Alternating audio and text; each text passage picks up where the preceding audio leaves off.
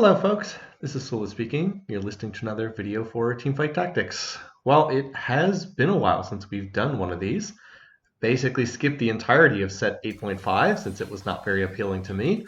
So we're going to pick back up here with the beginning of set 9 on the public beta environment. This is a new set. This one hopefully will be pretty promising. My single favorite thing about this set is that it uses pretty much all of the base unit skins, so it's much easier to tell which unit is which. Anyway, new thing to start this set is you will get a choice of one of these three portals at the start of the game. Everyone gets to vote on what they want, and then it's just a straight dice roll based on where people are. And for this one, we have gotten Yumi's Zoom Zone, which causes overtime to start sooner in fights. I believe overtime kicks in, it's either 5 seconds earlier or 10 seconds earlier. It's one of the least impactful of the portals. Some of the other ones have much larger effects. This one's relatively minor, but I was trying to get one that was a bit smaller. So that's kind of the first thing that they added in this particular set is the portals. So it's a little bit like the galaxies from set 3 is probably the closest mechanic, except that you actually get a bit of a choice. I mean, you only have 1 in 8 odds. To get the specific one that you want, but you do at least have some control over it. And if there's one of the portals that's like super unpopular, you're probably not going to see it very often because people will not vote for it on the starting portal there. It also means that there's no starting carousel. I actually don't love that. A lot of people dislike the starting carousel, but the fact that you don't get to pick your starting item is kind of a downer in some ways. But it is what it is. That is a mechanic that's been removed in favor of the portals.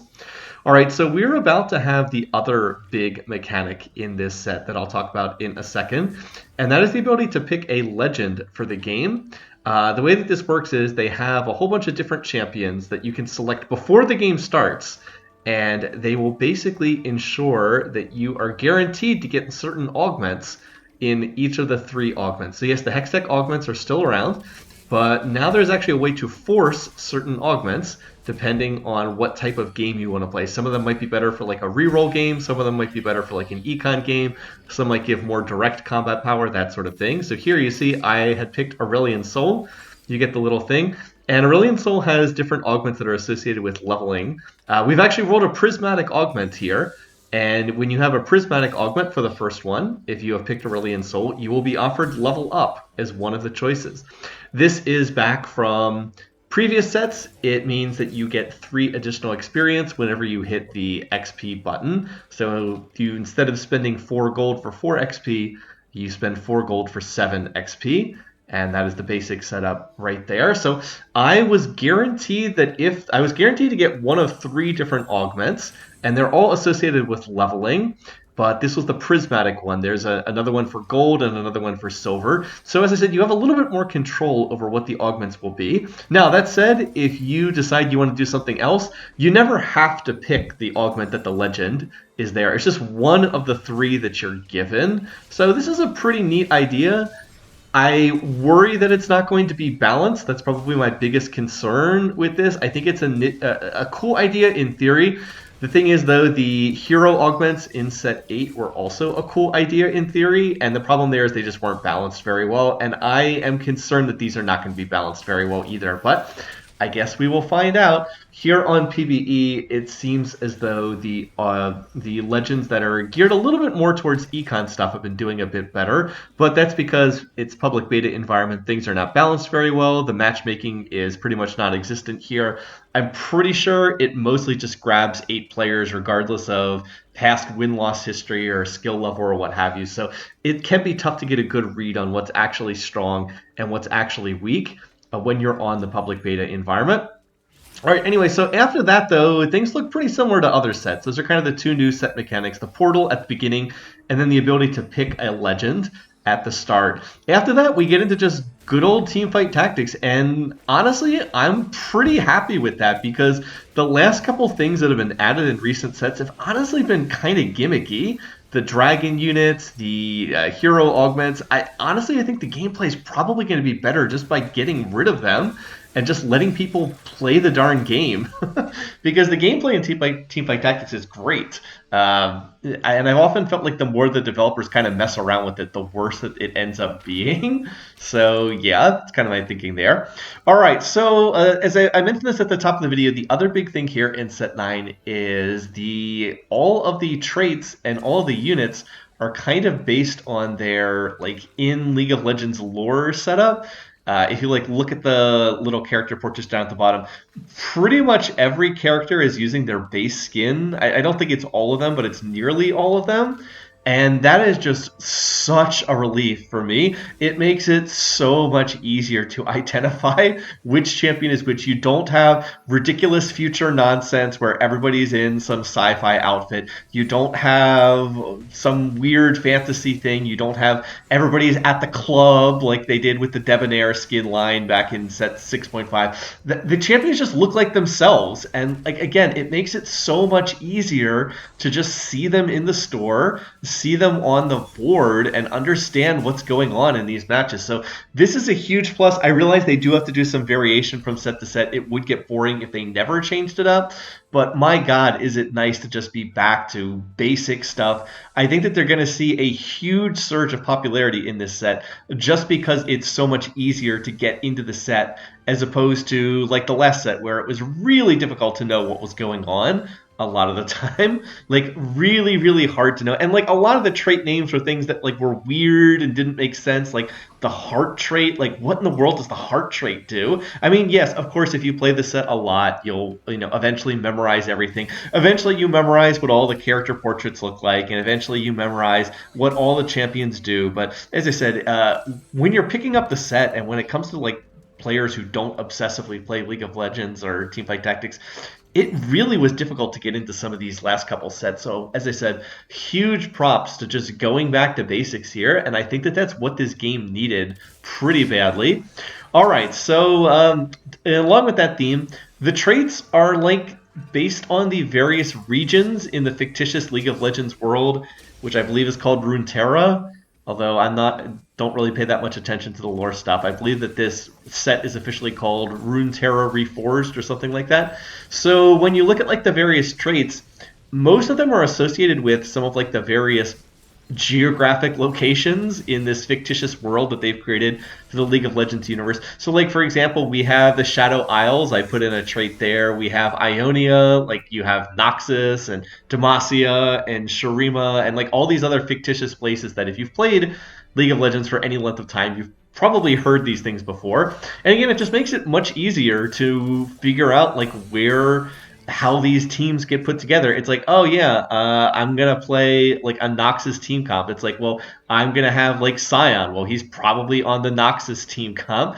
If I'm playing Garen and Lux, they're probably on the Demacian team comp. They probably have Demacian trait, which they do. So again, it just makes it so much easier to pick things up. Again, I hate to just keep repeating my same point over and over again, but I do think that this actually matters quite a bit.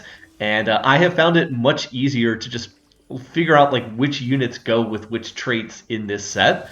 And if it's easier for me, I'm sure it's going to be easier for other players too. Like we're up against a Piltover team comp. So who do we have over there? Well, they have Orianna, they have Jace, they have who else do they have? I guess they have Vi over there as well. It's like, oh yeah, these are all characters associated with Piltover. If you watch the Arcane series on Netflix, you probably saw a bunch of these characters because they were all associated with Piltover in some way. Anyway, as far as the actual game goes, I should talk a little bit about that. Then I was playing this game right after one of the patches came out. The PBE patches come out constantly. I actually wasn't able to get into the PBE until about the 4th or 5th day that they were doing the Set 9 preview. I couldn't get in, like, for whatever I think it was because it was very popular, but I just couldn't get on the server until finally I was able to get in, as I said, about 5 days after it started. This was right after a huge patch was released, kind of the first gigantic patch of their second week of the PBE. JDP El Grillo and I had done a couple games the night before, right before they released this big patch, and people had kind of figured out, to some extent, the PBE meta up to that point in time, which was that Piltover was really, really overpowered, like super overpowered. Piltover is the economic trait in this game.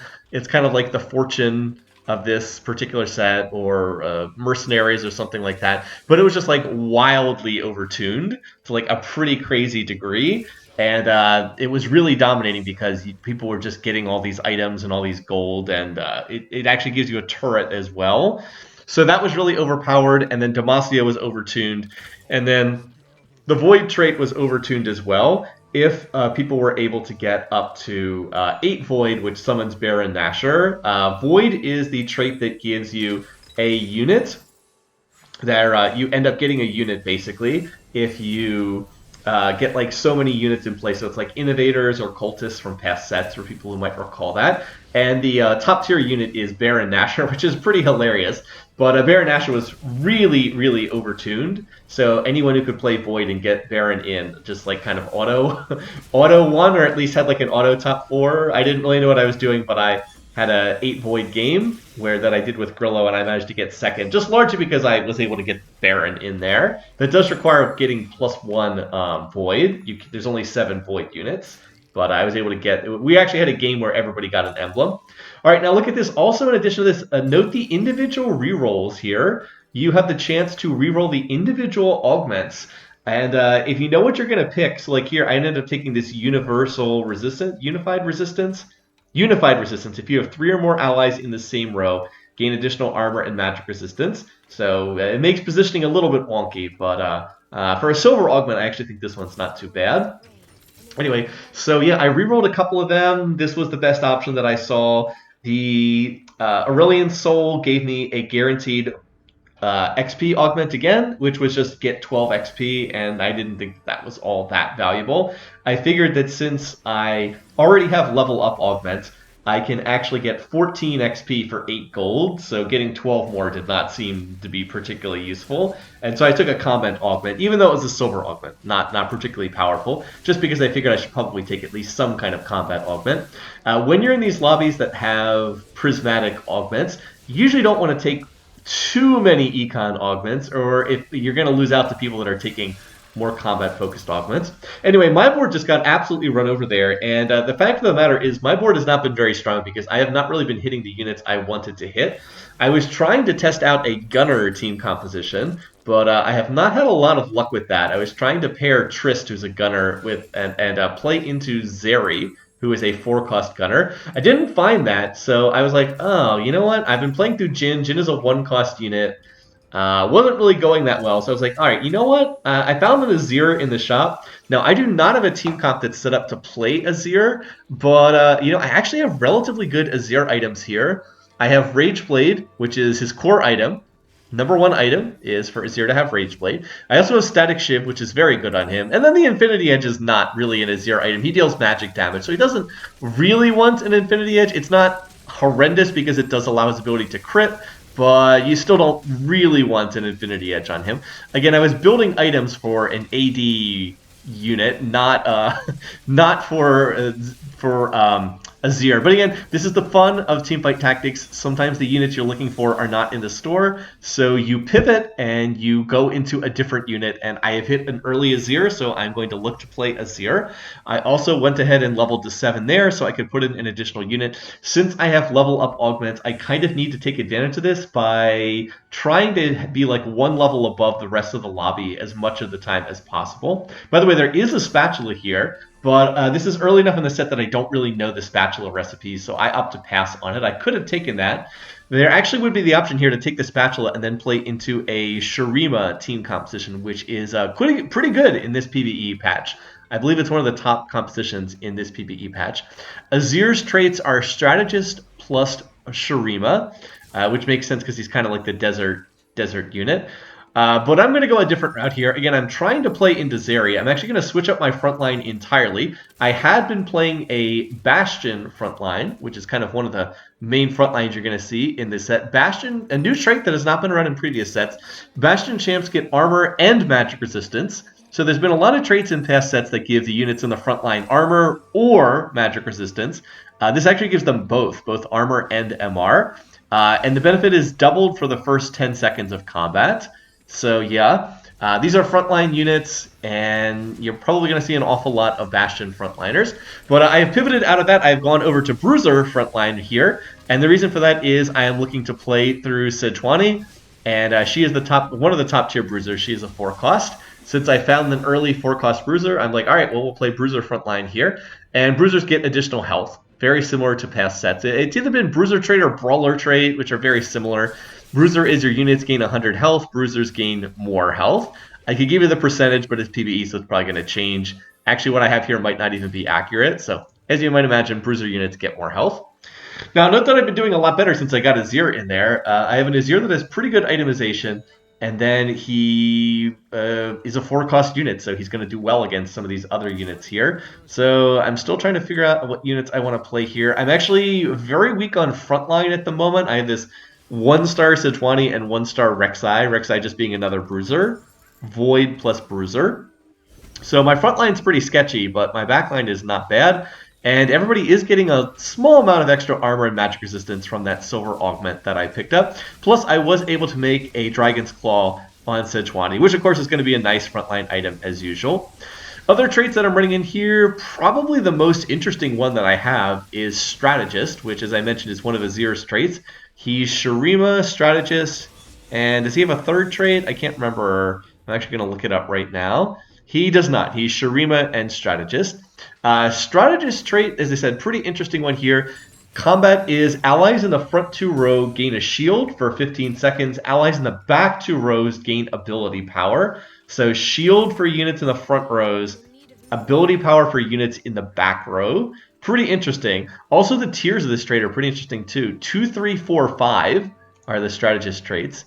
You might be able to see that over there on the other side of the interface. By the way, I'm doing a lot of right-clicking to try to figure out which units go in which boxes. I'm still trying to find Zeri right now, because honestly, my items are much better for Zeri. Well, and maybe not much better, but they are better for Zeri, and I was specifically trying to test her out in this match, because the game that Grillo and I did, we ended up with a... Did I buy this Rek'Sai here? I really should. I'm playing Rek'Sai. Did I forget to buy this unit? It's in the shop here. All right, I did remember to pick it up. But Grillo had come in first place with a Zeri board, and then Zeri actually got buffed since then, so I was like, all right, I want to try Zeri. I think she might be pretty strong in this PBE patch. So anyway, I'm trying to test that out. I got the items for Protector's Vow, so I'm going to go ahead and look to do that. And then I can't remember if I look to roll here. I believe I just go straight to 8 and then roll on 8, which I can do because I have level up Prismatic Augment. Otherwise, I would probably have to roll on 7 here. This is one of the biggest changes on the PBE is the developers increased the XP thresholds. They made it so a whole bunch of the levels cost additional XP. They actually originally made them cost 6 more XP, and then they pulled it back to 4 more XP. But they're noticeably more expensive. I believe it's 4 additional XP to get to level 6, 7, 8, and 9 as compared to the previous set. So that's quite a bit more. You know, it really adds up. You see the level 7 costs 60 XP to go from level 7 to level 8. Like, that's an awful lot right there. Anyway, so I am offered another Prismatic for the 3rd augment. By the way, I really don't want these Prismatics. But I am going to go ahead and level to level 8 and then look to see what I can roll for. There's a Zaun unit there, but I'm not actually playing Zaun right now. And again, I'm still looking for Zeri, but I've actually just randomed my way into a 2-star version of Azir. I was like, all right, well, I'll definitely play that. And then there's another Azir. I was like, okay. Another Azir. Well, all right, I guess I'm going to play that for right now. And then I was able to replace Teemo with Jarvan, although I actually should have kept Jarvan on the board. Or excuse me, this is me not being familiar with these cost tiers yet. I should have probably just kept Teemo on the board and then played 3 Strategists. I didn't realize at the time that Strategist was a 2, 3, 4, 5 trait. So, as I said, probably should have just kept Teemo on the board and played 3 Strategists there with the addition of Jarvan, who is also a Strategist unit, and then Demacia is his other trait. But anyway, now that I have the 2-star Azir, Azir's kind of just shredding people right now. He doesn't even have Shurima trait in, which is his other trait, but even with just one of his 2 traits, he's kind of dumpstering people because he is a 4-cost unit, and I've been able to hit this 4-cost unit pretty early on here in the game. I'm also probably one of the few people that's managed to make it to level 8 because, as I mentioned, it is now significantly more expensive to get to level 8. All right. The other trait that I have added here that I want to talk about is one that I hope that they will adjust before this goes to the live client. That is the Freljord trait. Again, Freljord, the ice region in League of Legends lore. There's only 3 Freljord champs. Those are Sejuani and Ashe and Lissandra. Literally the 3 Freljord champs. I remember when they did set 2 of Teamfight Tactics, they put out these Freljord arenas, and there was 1 arena for each of them. 1 for Sejuani, 1 for Lissandra, and 1 for... Wait, was it for Ashe or was it for Olaf? Maybe it was for Olaf. I think it was actually for Olaf. I don't think Ashe had one of those TFT stages. But anyway, they're really cool. I actually get to use them on the PBE client. Normally, I can't use them because they're pretty expensive, and I guess I could technically buy them, but I don't want to spend $20 just to buy TFT stages. That seems a little bit silly. Anyway, back to the point. So Freljord, one of the traits, and you get it from playing these 3 units. There is a Freljord 4, but you need an emblem to get it, so you're not going to see that very often. Anyway, the Freljord ability feels very overpowered at the moment.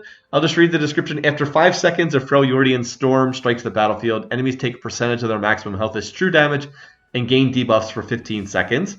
At Freljord 2, it cuts armor and magic resistance by 40%. And then at Freljord 3, it mono-reaves it has 50% mono-reave. At Freljord 4, it actually also stuns every enemy unit on the board for 1.5 seconds.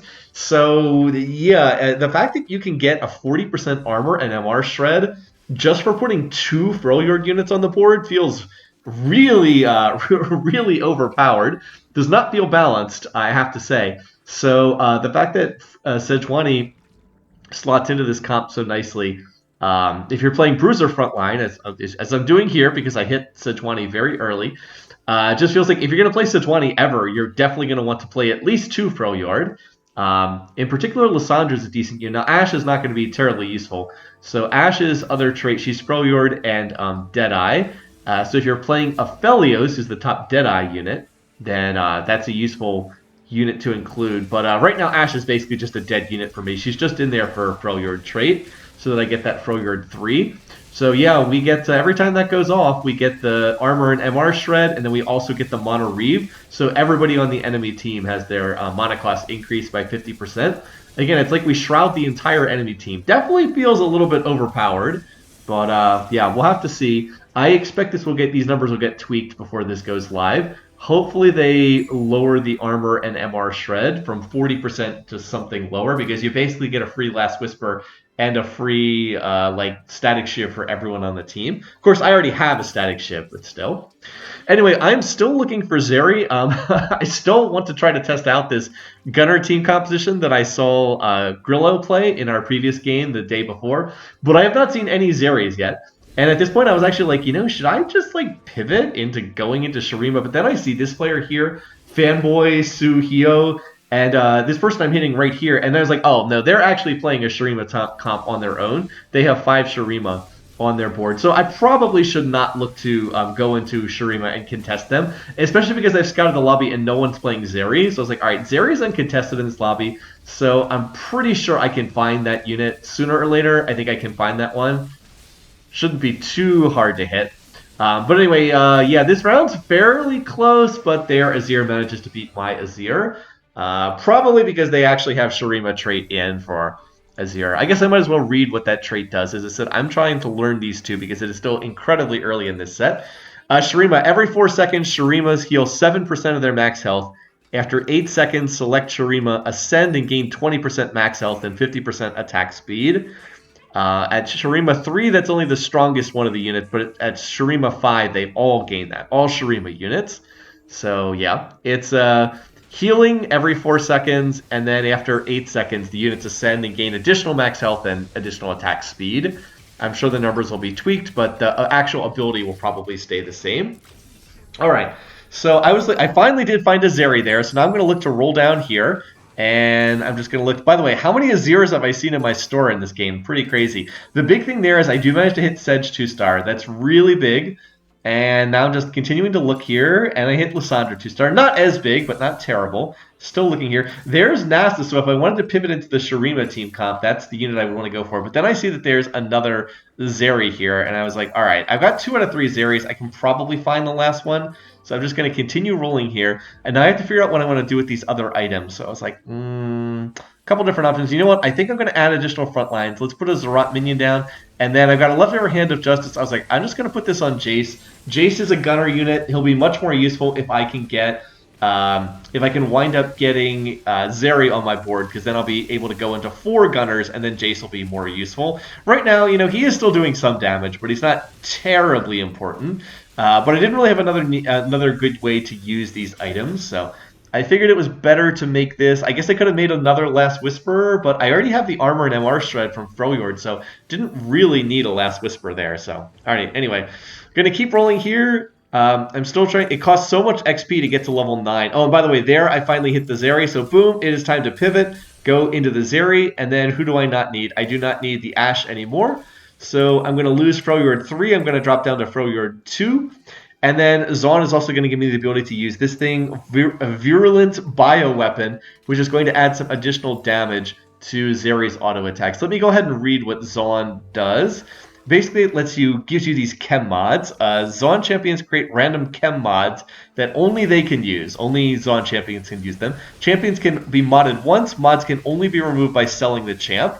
So I didn't get a chance to read that full description, but basically Zeri applies plague of some kind when she hits units, and it seems like it just does some additional damage to them. But man, we just cut right through that person's team. Yeah, turns out that having 2-star Zeri actually is pretty strong, especially when she's well itemized. This is a pretty good setup for her. I don't think Infinity Edge is one of her best items, but the Wraith Blade Static Shiv is pretty nice for her. Now again, she does deal physical damage, not magic damage, so Static Shiv is not totally necessary on her.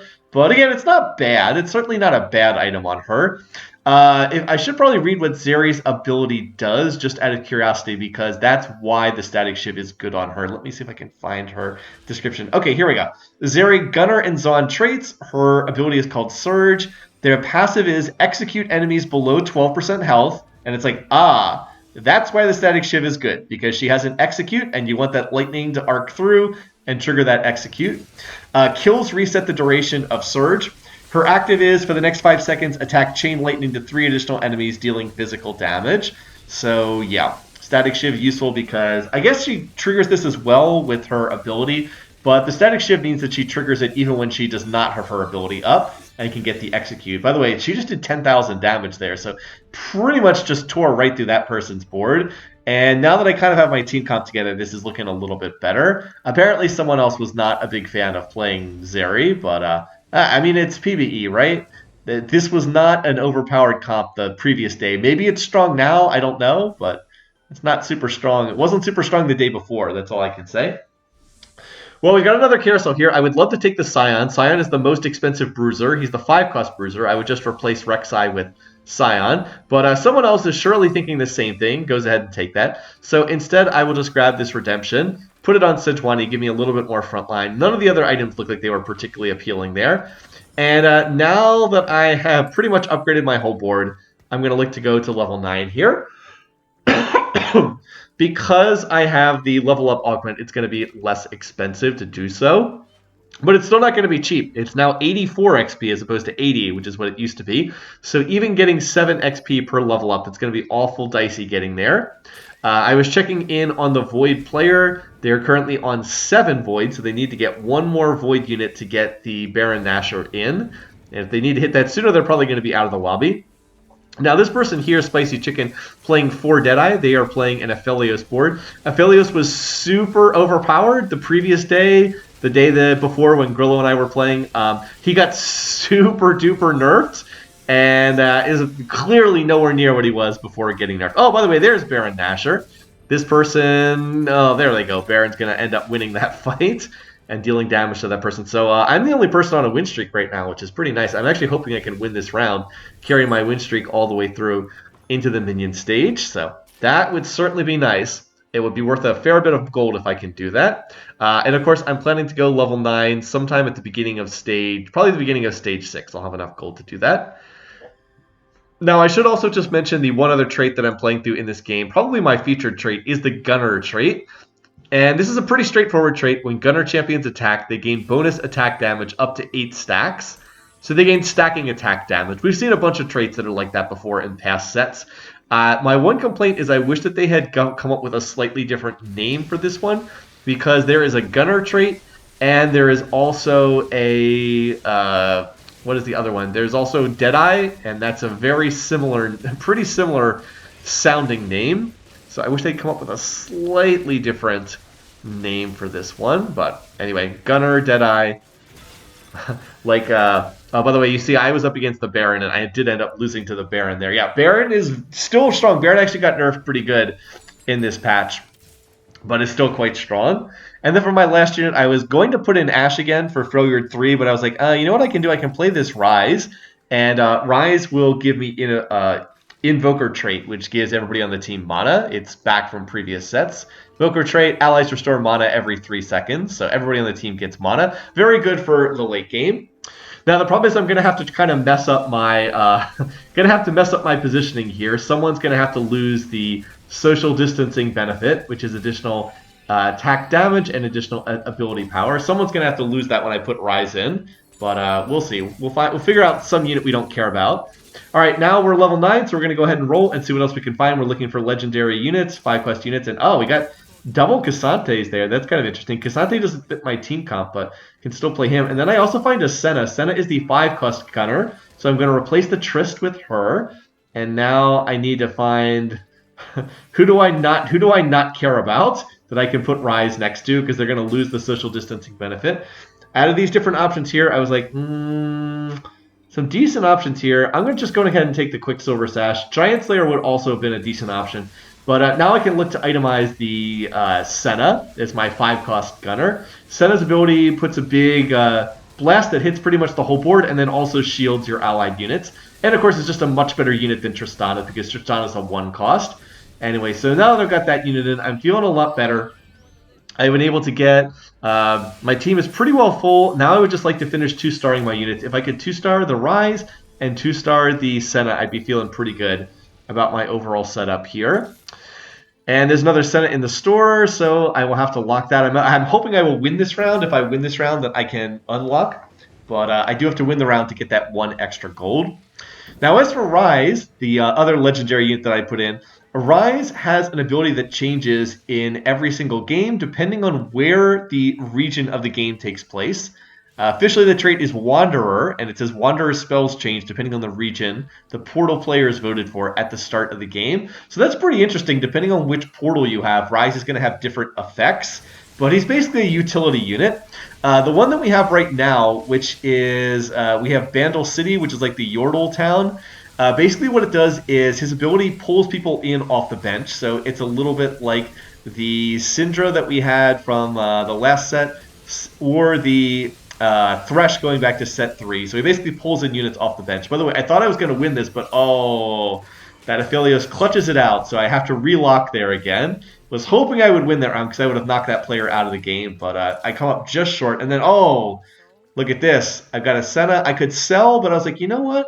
I think I'm fine here. I don't want to like sell Rise just so I can buy Cassante and Senna. Let's just lock here. Even if I lose this round, I am not going to be eliminated from the lobby. I can tank a loss here if I have to. And I really, really like the idea of having 2-star Cassante that Rise can then pull in off the bench. Throwing in a 2-star Cassante seems pretty nice. Cassante is another 5-cost unit. He is the 5-cost Bastion unit. So as I said, the main front lines in this set are Bastion and Bruiser. And then you also have other stuff like Juggernaut and Strategist. But main ones are Bastion and Bruiser. So he's the 5-cost Bastion unit. And he's basically Lee Sin back from set 4. He shoves people off the board. He basically dashes and knocks people off the board on his second cast. So anyway, I actually hit the same player 2 rounds in a row, but this time I win and I knock them out of the lobby. I repositioned slightly, and I almost, one of the ghosts almost knocked out the other player. They survived with 1 unit remaining. All right, so we've got another carousel here. So out of these different options, I was like, you know what? All right, I thought about maybe the Cassante, but I do have a 2-star Cassante locked in my shop, so I don't really need that. Instead, I opt to take the, whatchamacallit, the Zerat portal. And the reason for that was the fact that I know I'm going to be up against the person who has 8 Void and has Baron. And Baron does tremendous damage, but it's single target damage. By the way, I sell the Rise so that Rise that's on the board will throw in Cassante. Guaranteed that the first throw-in will be Cassante. But anyway, back to my previous point. Baron has tremendously high damage, but it is single target. So by putting more Zerat portals on the board, I'm going to have more Zerat minions that Baron has to cut its way through.